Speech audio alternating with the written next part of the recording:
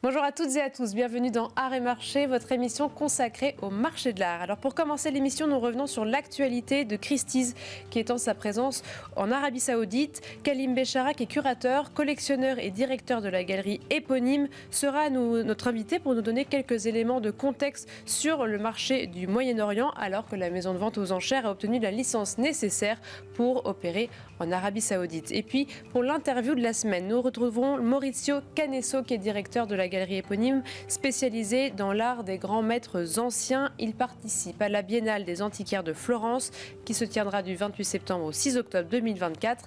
La galerie présente notamment un panneau de Bronzino, l'un des artistes majeurs de la peinture florentine du XVIe siècle. Merci à vous toutes et tous qui êtes là pour nous regarder. Tout de suite, c'est Art et Marché.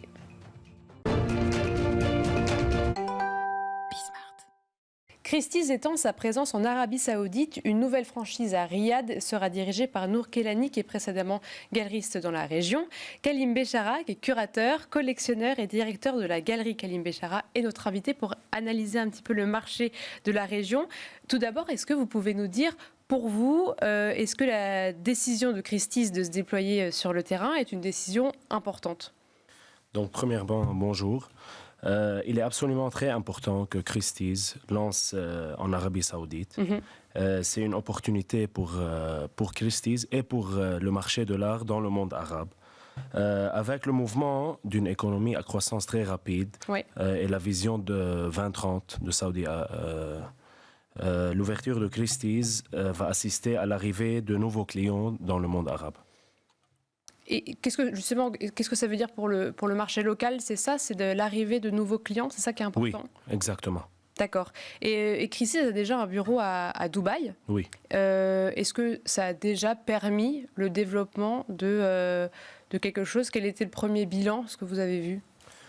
Bien sûr, à Dubaï, quand Christie's a ouvert son bureau, on a vu une amélioration du marché de l'art, spécialement l'art arabe, car ils ont fait des ventes aux enchères et des expositions qui sont dédiées à l'art arabe. Mais aussi, on a vu des nouveaux clients et des nouveaux collectionneurs qui ont devenu très intéressés parce qu'ils peuvent assister aux ventes aux enchères live et ils peuvent voir les tableaux et tout. Donc, ça change beaucoup de la dynamique change, oui. D'accord. Voilà. Et est-ce que vous pouvez, ma dernière question, c'est vrai que donc vous avez une galerie qui promeut de nombreux artistes de toute la région. Oui. Est-ce que vous pouvez nous dire un petit peu quelle est la dynamique de la région? Comment se développe le marché là-bas? Donc, le marché de l'art arabe, il se développe très rapidement, spécialement depuis 4 ou 5 ans. Avec, comme j'ai dit, la vision 2030 de Saudi Arabie. En Qatar, tous les musées qui ouvrent. En Saudi Arabie aussi, tous les musées qui ouvrent. Au Liban, les artistes émergents qui font un spotlight partout dans le monde. Et même les artistes modernes. On peut voir comme Etal Adnan, par exemple. Oui. Elle a un show à Guggenheim, à New York. Elle a au MoMA, partout dans le monde. Et même ici, à Paris. Donc, ce mouvement, il est en croissance rapide et ça, c'est bien sûr quelque chose qui est très positif. Et les collectionneurs là-bas, c'est plutôt des collectionneurs locaux ou il y a beaucoup de personnes qui viennent internationaux? Locaux et internationaux. Mais la croissance dans les collectionneurs locaux, c'est impressionnant. On voit un nombre qui évolue très rapidement et même des collectionneurs qui sont un peu plus young. D'accord, plus jeune. Jeune, voilà. Oui. Eh bien, merci beaucoup, Kalim Béchara. Je rappelle que vous êtes collectionneur, curateur et directeur, bien sûr, de la galerie Kalim Béchara. Merci d'avoir été avec nous. Merci à vous.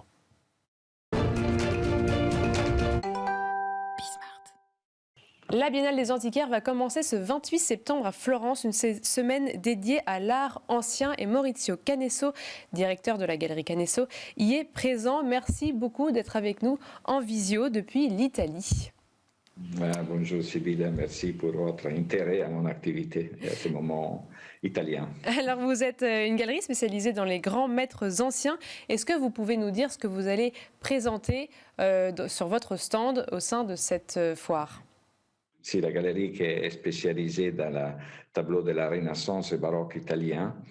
J'ai fait toute ma carrière sur cette activité. Pour cette sélection pour la Biennale, nous avons eu la chance de pouvoir avoir un tableau exceptionnel de peintre Bronzino, un des plus grands et peut-être le plus grand artiste du maniérisme florentin, qui ici présente une Vierge à l'enfant, une retranscription en peinture d'une sculpture de Donatello, appelée la Madonna Dudley, qui a été source d'inspiration pour plein d'artistes, Leonardo, Michelangelo. Plein d'artistes sono ispirati a cette sculpture en stiacciato et Bronzino en a fait une œuvre magistrale pour la couleur, pour la représentation avec sa lumière cristalline, une œuvre tout à fait exceptionnelle. Est-ce que vous pouvez nous raconter un petit peu l'histoire de cette œuvre, sa provenance, comment vous avez pu mettre la main dessus, comment ça s'est passé? Les tableaux appartiennent à une collection particulière italienne et comme je le fais souvent dans mon métier, je m'occupe pour les comptes des collectionneurs dans un moment de succession ou dans différents moments de la vie, de la mise en valeur de leur collection dans un programme de longue haleine. Donc, le cas présent, c'était la succession d'une famille qui avait pu acquérir les tableaux en 1964.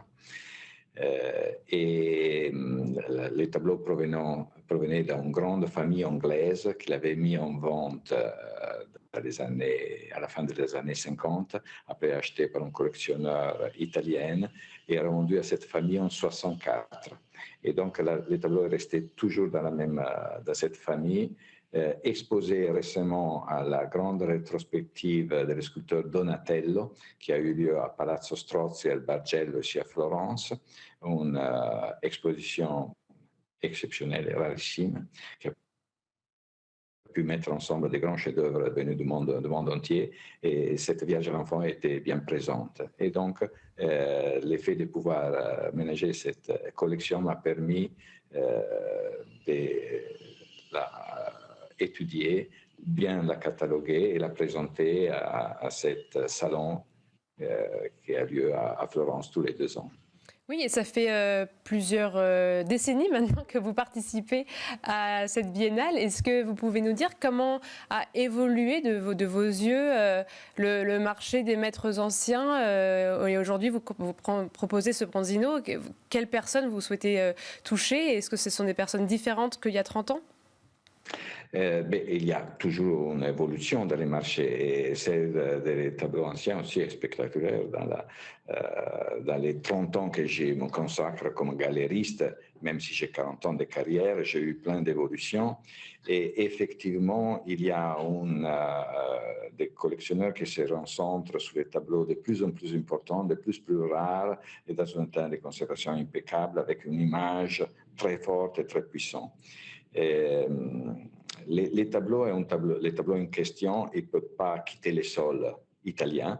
Donc, je recherche un collectionneur italien ou une institution italienne qui puisse l'acquérir, puisqu'elle est soumise à la loi italienne de la libre circulation. Elle est interdite à l'extérieur d'Italie. Et donc, il y a plusieurs figures qui en Italie pourraient être acheteurs de ces tableaux.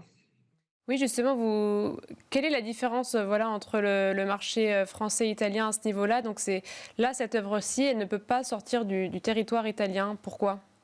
Donc, tous les États européens, ou presque tous, ont une loi qui est contraignante pour la libre circulation des biens culturels. Donc, il y a des lois qui protègent les patrimoines culturels. L'Italie est assez sévère dans cette restriction, et puisqu'à un moment donné, quand les tableaux venaient d'Angleterre, la famille qui l'avait acheté n'a pas ouvert une documentation auprès du ministère qui s'appelle la temporaire importation, puisqu'elle n'a pas, les tableaux est sujet à la demande d'un permis d'exportation.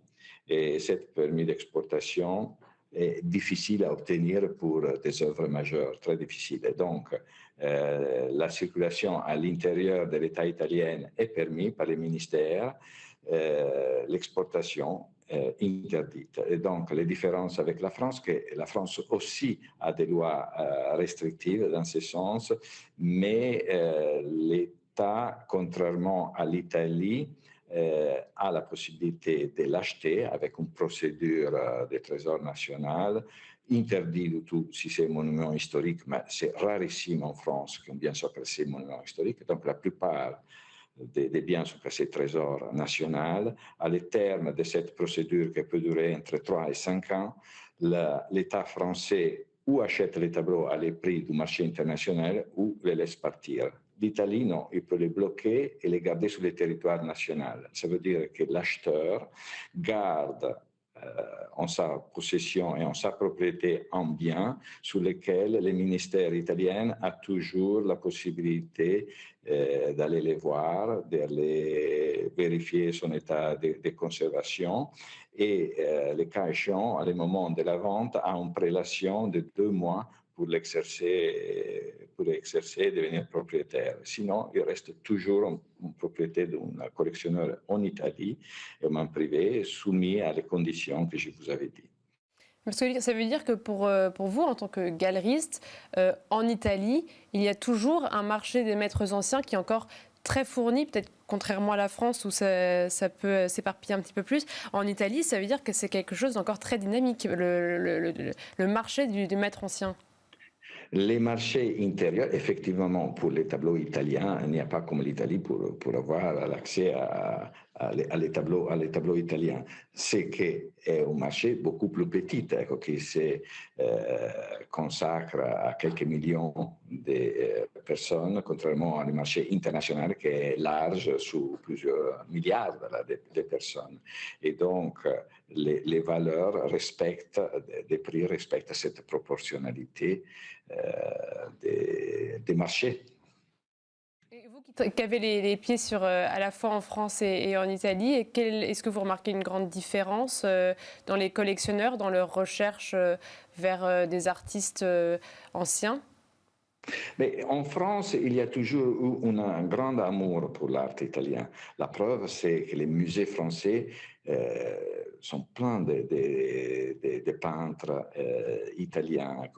Après, il y a des écoles qui sont plus ou moins représentées, mais tous les musées, à commencer dans les Louvre, mais les grands musées de toutes les villes françaises, ont des tableaux anciens qui dérivent dans les achats passés des familles françaises qui, au moment du Grand Tour, sont allés en Italie et ils ont ramené plein d'objets et donc l'amour pour l'art italien reste encore vif.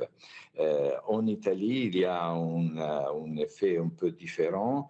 Les collectionneurs aiment leur ville, leur région, et ils restent très intéressants et très attachés au territoire. Et donc, ils peuvent s'intéresser à la peinture, à l'art, aussi par un biais de territorialité. Donc, c'est facile que les gens de Naples achètent les tableaux napolitains et les défendent avec force et courage. Eh bien, merci beaucoup Maurizio Canesso. Je rappelle que vous êtes galeriste de la galerie éponyme. Merci d'être intervenu dans Art et Marché depuis l'Italie. On vous souhaite une bonne biennale des antiquaires. Et quant à nous, on se retrouve le week-end prochain pour un nouveau numéro d'Art et Marché.